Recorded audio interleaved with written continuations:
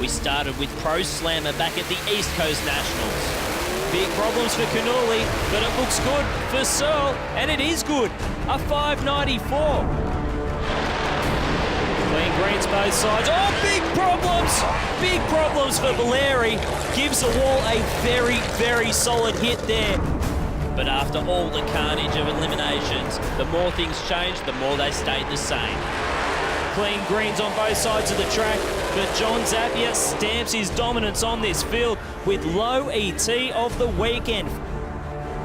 We're set for a start here in Perth. The second round of the championship moved across to WA and the Perth Motorplex. Oh, Kapira's had to do some driving. So did Gary Phillips, and a 6 flat on the nose. All the eliminators in the first round of racing were intense. Dan Gregorini way out of shape, and that opens the door for Grant O'Rourke, gives him pretty much a free pass through to the semi-final there. Pro Slammer, one of the most exciting classes that we have in the 400 Thunder, coming your way.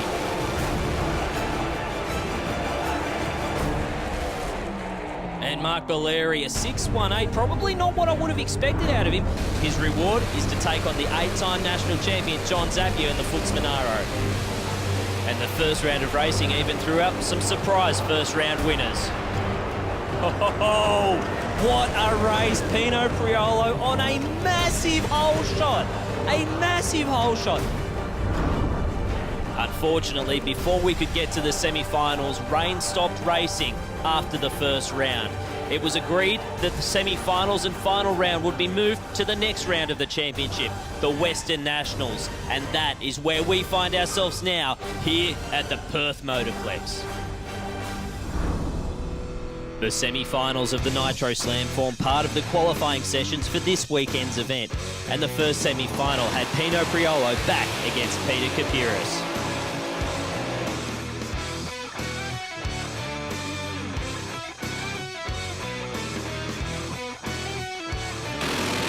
So we are back to finish what we started back in January, and what a matchup we have got here. This doubles as qualifying, the second round of qualifying here for these two guys, but it also doubles as something much more important, the semi-final round of the Nitro Slam that we started way back in January. We've got Peter Kapiris closest to screen. He's taking on Pino Priolo on the far side of the racetrack. Very even off the start line, and oh no, Peter Kapiris has got his hands full. Yeah, that looks like just a bit of a flesh wound there, but the good news is for Pino Priolo, 048 on the tree, 605 at the big end, and he is on his way to the final round. Let's have a look at this in slow-mo. It was pretty much picture perfect for Pino Priolo. He went out there, he had a plan, he stuck to that plan, and it got him the win like this time around. But right about here is when you see Peter Kapiris over that centre line. That's an instant disqualification right there, and hitting the wall, that's just rubbing salt into the wound. Now, it doesn't just mean that he loses this race, it also means that his crew are going to have a hell of a lot of work to do to get this car back in raceable shape for the third round of qualifying. We're still short shifting, but you know, I looked out and Kapiris wasn't there, so I thought I'm out of here, you know, like short shifted to make sure I won the race, you know, which was great. Unfortunate what happened to him. Peter's a great racer, and you know, my heart goes out to the team because they worked so hard. They've come so far, and to have that happen, it's just, you never ever want to see that happen, you know, to another car.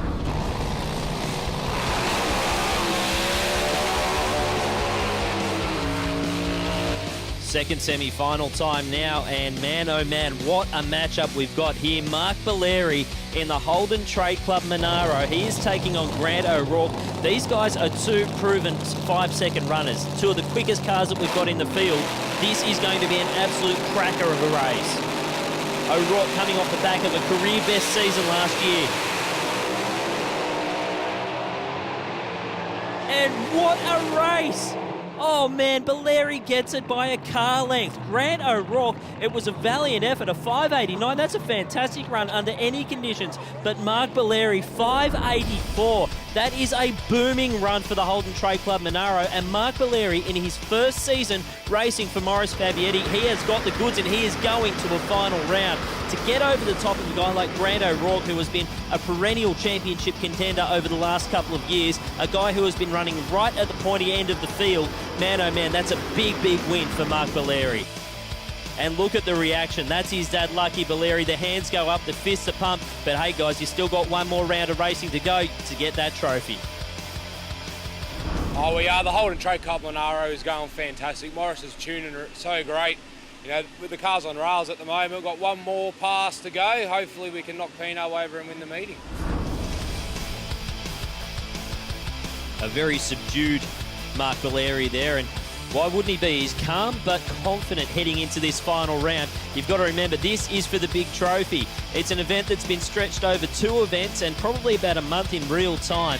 Of course, that event that got rained out way back in January, the Nitro Slam. This is the final round for Pro Slammer. Great job from the Watson Express Transport team. Pino Priolo making the final round here in his hometown. He's a guy who's really been toiling away at this door slammer racing, and it's really starting to come to fruition here for him. He's up against the East Coast invader in the form of Mark Valeri, far side of the racetrack. Good lights on both sides of the racetrack, both in the zeros. It's a close race, side by side, door handle to door handle, but Pino Priolo takes it in front of his home crowd. That is his first 400 Thunder win and his first win in Pro Slammer. Pino Priolo and the family will be absolutely partying tonight. I tell you what, it's only a qualifying night here for the Western Nationals, but the party will be on in the Priolo camp. Mark Valeri, nothing wrong with that race at all. He did a great job, a 6.07, but it just wasn't enough for Priolo. Priolo, a 6.02, an 0.84 on the reaction time. He won it pretty much at both ends of the racetrack, and by a car length, Pino Priolo takes home the trophy. I've been bridesmaid twice. This one we won. But, you know, I had to race hard. We both cut O lights. So that just goes to show you've got to be on your game. And like, you don't have to be the fastest car out there. I certainly wasn't. You know, a 6.0, but we got the job done. But I looked out to the side. He wasn't there. Short-shifted second gear. Got the job done. Bang, out the back door. But he did catch me at the end. You know, I think he went 07. I went in 02. But, you know, hey, it's a final. It doesn't matter how you get there, as long as you get there. And we got there, Dave, and I'm wrapped about it. You could not wipe the smile off Pino Priolo's face, and why wouldn't you? Let's have a look at qualifying highlights now from round 1 of qualifying for the Pro Slammers. This is Mark Chapman in this gorgeous 1959 Plymouth, and what a run off the trailer for him. A 6.05 at 387 kilometres per hour absolutely puts him in the box seat as far as qualifying for this event. Fantastic run off the trailer.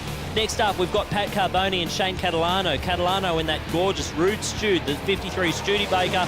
The Camaro's out in front. Good run from him. A 6.28, though, not really what you would expect from a guy with Carboni's experience. Catalano, a 6.36, still sitting outside the field after this first qualifying session. 2 championship contenders here in the form of Peter Kapiris and Dan Gregorini.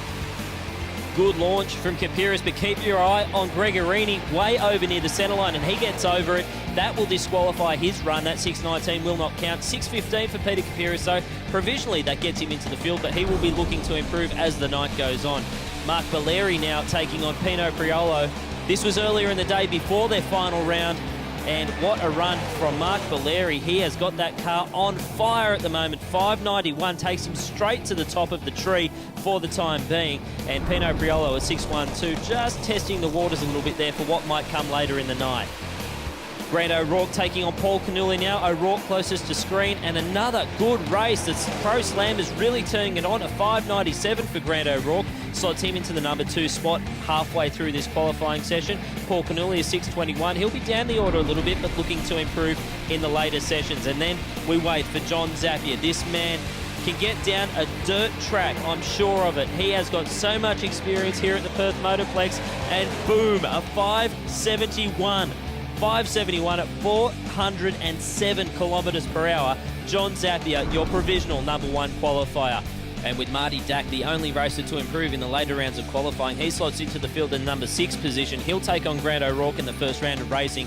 John Zappia will do battle with Paul Canuli. Pino Priolo taking on Mark Chapman. Mark Valeri and Peter Kapiris is the marquee matchup for mine. That's a big matchup in the first round of racing. Next up, we've got all the action from the 45th Western Nationals here in Perth and the 400 Thunder.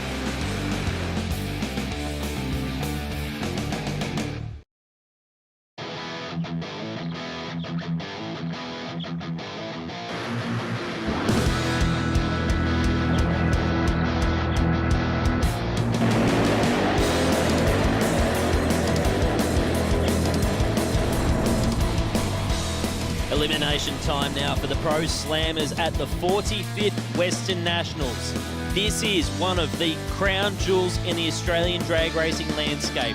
This is one of the big trophies that all the Pro Slammer racers want to win, and I tell you what, there are some interesting names in this first round of racing, and one of them is on screen right now. Mark Chapman made the field.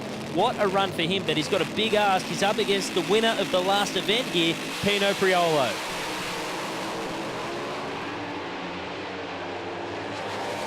And he says, I don't care if you've won. I'll take the win off you. Mark Chapman takes it, a 6.09 whole shot win, so he wins it as a driver, 0.43 on the tree. He had a 1/10 of a second up his sleeve over Pino Priolo's reaction time, and Priolo was faster, a 6.08, but Chapman, when you combine the reaction time and the elapsed time, Chapman takes the win. That is a massive win for a guy who was only raced over here in Perth. He's a local racer. He's a guy who's really tried hard, and that's a great reward for him.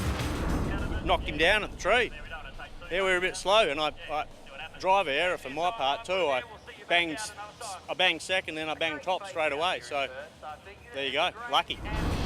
And that just shows you how quickly you can go from the penthouse in this sport to the outhouse. Pino Priolo, after winning last night, he is out of here in the first round of racing. And next up, the big matchups just keep on coming. Peter Kapiris taking on Mark Valeri. Now, you'll see a few wall wounds on the side of Kapiris' car. That's because he actually hit both walls last night. It was a wild night for him, and it looks like in the rush to get that car back for this first round of racing, they may have missed something, and that car is being pushed back off the start line. That's a tragic way to end what has been a terrible weekend for that team. But Mark Valeri, he will take the opportunity.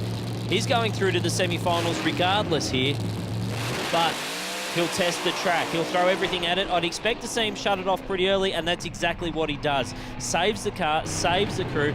It's often been said that nothing good happens at the top end of a drag race when you're on a solo, and Mark Valeri takes the solo pass, takes the win, and he'll save that thing for the next round of racing. The run, not representative of what that car can do, but they'll be back fighting for the semi-final. Not playing it safe, no problems at all now, so we'll hop it up against screen, and hopefully we can reproduce what we done last night.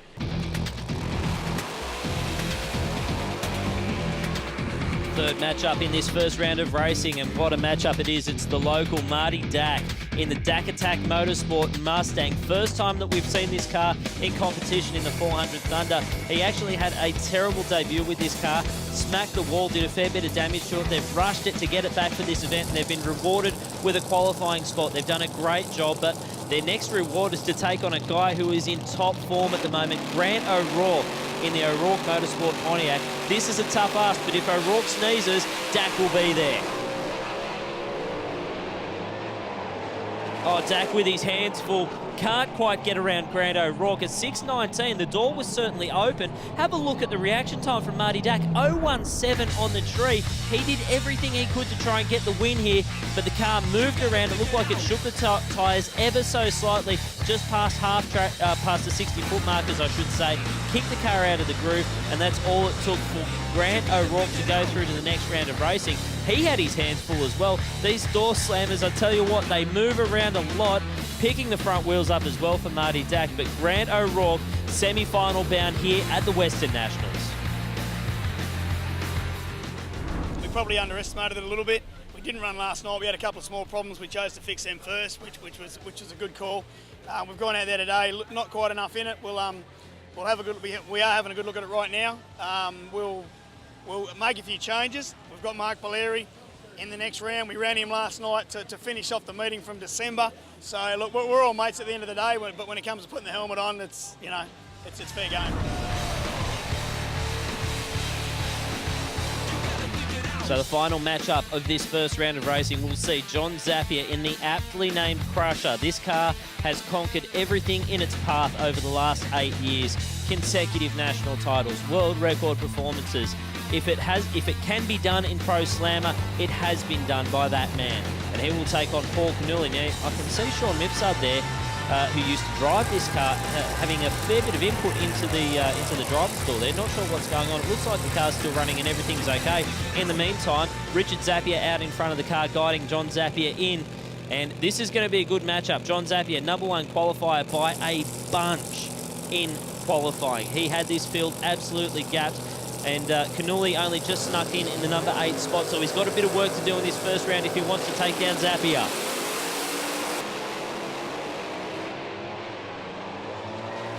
Canuli out of it right from the outset. But have a look at John Zappia, a 5.707. That is up there with one of the quickest runs we have ever seen in this country. That is an incredible performance here in the heat of the day. The sun setting here at the 45th Western Nationals, and John Zappia, a 5.707. That is an incredible performance. Nobody's even come close to that this weekend, let alone over the course of the last couple of years. And John Zappia stamping his dominance on this field. And I tell you what, John Zappia will be happy inside that car. But this crew have stuck by him through thick and thin, through all the wins. And when that car runs well, these guys take a lot of the credit. Great job to the Zappia crew and the Fuchs Lubricants team. Yeah, no, that's perfect. I mean, we put the same tune up as the 571 yesterday, and then we just give it a whisker more, just knowing that the track was a little bit better with the traffic we've had today, and the Fuchs Monaro just, comes out with a 7.0, 5.70. It's unbelievable. And our top speed's a little bit improved on yesterday as well, so look, we're just going to leave it alone. We're just going to drive it. Just concentrate on cutting a good light and doing what I've got to do as the driver. The tune-up side's good.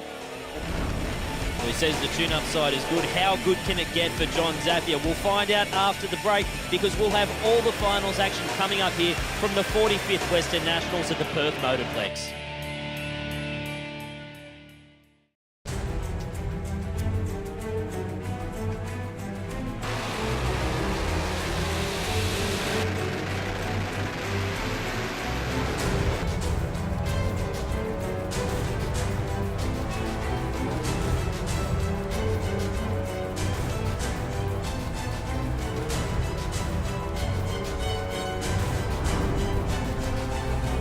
Well, we are certainly moving to the business end of the program here at the Western Nationals. This is the semi-final round, and we have got Mark Valeri in the Holden Trade Club Monaro taking on Grant O'Rourke, the O'Rourke Motorsport Pontiac, and this is a team who have really come into their own over the last couple of years.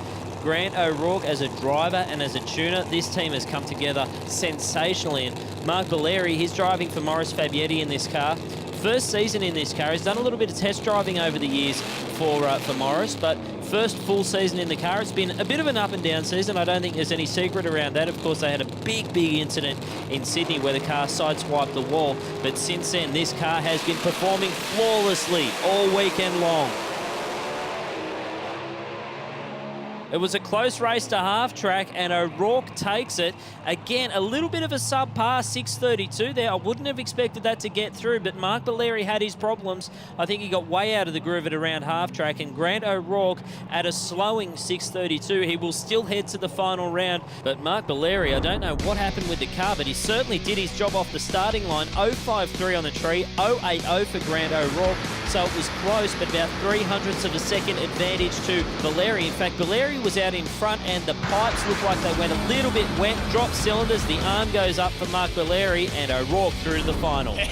Yeah, I guess so, mate. Look, we're doing what we have to do. It's not the prettiest thing in the world, but it's glued back together. I've just aluminium riveted it. I kicked the blower belt off it. The car didn't select second gear in the run, and I'm assuming it has, and the shift light, I'm thinking it went out, come back on. It obviously didn't go out at all. I was too busy steering it because the car, it wasn't the best of runs, obviously. So I've then gone for top gear. I've then set the thing on the limiter. It's kicked the belt off it, the blower belt. The belt's then ripped the bonnet open, and at probably 200 and plus mile an hour, I've seen the whole front of the bonnet come up as the thing nosed over, and I suddenly come through the windscreen. So you go from having 3,000 horsepower to zero. When it kicks the belt off it, you've got nothing. So as I've seen all that happen, I've just got off it and thought, Mark hasn't come around me, I've got to stay with it, I can't brake, but the bonnet was half hanging in the air, so. We changed transmissions in between rounds, and the new gearbox we put in it didn't shift second gear, unfortunately, so yeah, it's one of them things that does happen, and Grant took capitalised on it and beat us.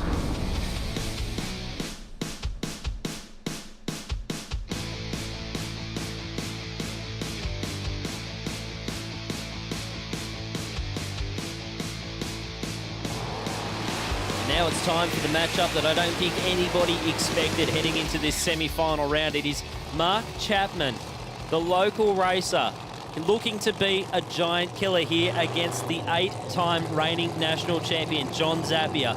Now, Mark Chapman running the Chrysler, the 59 Plymouth, and obviously a gorgeous-looking car, this. Very, very similar body style to Peter Kapiris, but he is going to be up against it here, let me tell you. John Zappia has been on a string all weekend long. First round of racing ran one of the quickest times we have ever seen in this country for a pro slammer. Can Chapman be a giant killer?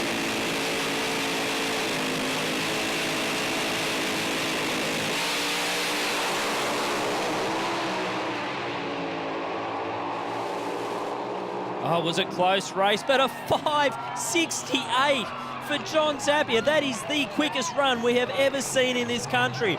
5:68 with a 3, 408.39 kilometres per hour. John Zappia and team take a bow. That is a sensational performance. Mark Chapman, I tell you what, he gave it a really good shake. A 6:01 with a 5. He just got outclassed there by John Zappia. I don't think there is any shame in that whatsoever. He laid down a solid run, but he was beaten by a quicker car. John Zappia is on a tear this weekend at the Western Nationals, and he wants to take home that big trophy. He's got a shot at doing it in the final round. He will take on Grant O'Rourke, and the elation inside the car is nothing compared to the elation on the start line. Oh, look, that was just the nicest pass. The Fuchs Monaro was just flying all weekend, and that pass just felt so nice. It just did everything it was supposed to do. I don't even think I moved the steering wheel, maybe a little, but, you know, it was just very smooth pass. Probably not perfect, but real close to perfect, you know. So, yeah, no, we're stoked with that, and the team have done a great job, and they've turned the car around to get it, you know, to run a 71, a 70, a 68. You know, each time we put the same tune up and we go a little bit more, a little bit more. But this time we're going to leave it alone. We're not going to do anything silly for the final. We're just going to race it, and I'm going to try and drive the car best I can. And you know, it might go a 67, it might go a 71. Who knows? It's just we're just going to let the weather determine what happens with the next one. And the weather certainly does have a big impact here in Perth, one of the only drag strips in the world to be right down at sea level. And what that means is that these cars can make great horsepower. You get that cool ocean breeze blowing in at the night time, and I tell you what, John Zappia will be licking his lips because conditions absolutely optimal here in the final round. He will take on Grant O'Rourke in the battle of the two guys that have really been going at it hammer and tong over the last couple of years. Grant O'Rourke finished well up in the points in the championship last season. John Zappia, as he has done for the better part of a decade, walked away with the trophy at the end of the season. But Grant O'Rourke is a guy, he's a pretty cagey little driver. He's a guy who knows how to get down pretty marginal tracks. If it's an all-out horsepower war, I think you'd have to go with Zappia. But if it becomes a pedal fest, keep your eye on Grant O'Rourke, closest to screen in the AM Cranes O'Rourke Motorsport car.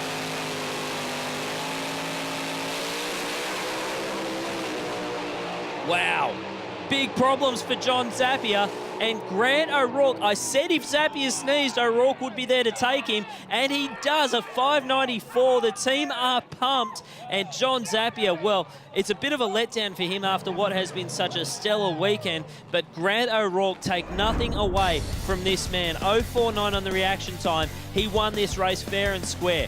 I don't know what happened to John Zappia. The car launched, and big backfire. Looked like it might have blown a fuel line off the top of the engine there as well.